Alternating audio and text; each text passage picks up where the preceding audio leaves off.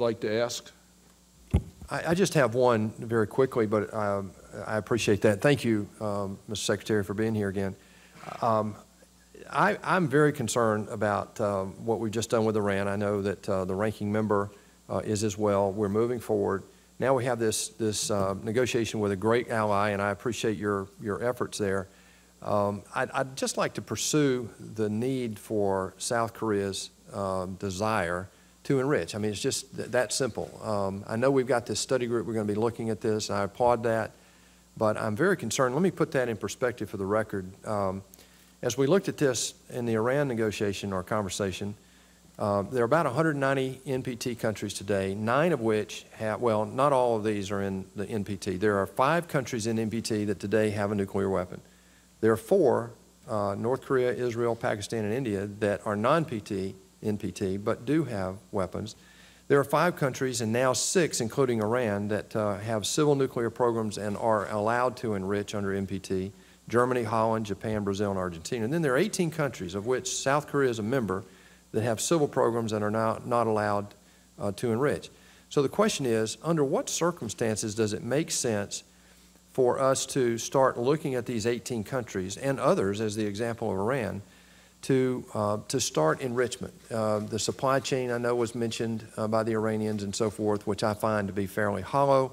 It seems to me that this is a first step, and this barrier for decades has been very effective in preventing uncontrolled proliferation. So could you give us your comments for the record on that?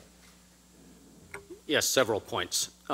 First, when you talk about states allowed or not allowed to enrich, that's not under the NPT. The Non-Proliferation Treaty does not grant or deny states the right to, the so-called right to enrich. Thank you. I misspoke. Thank you. But under U.S. agreements, there are a limited number of states who developed independently of U.S. technology a capability to enrich and or reprocess.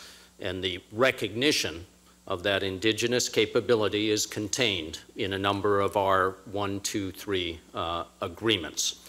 The Iran agreement, of course, does not provide a right to enrich, and most importantly, it is not a 1, 2, 3 agreement. It does not allow for civil nuclear cooperation between the United States and Iran.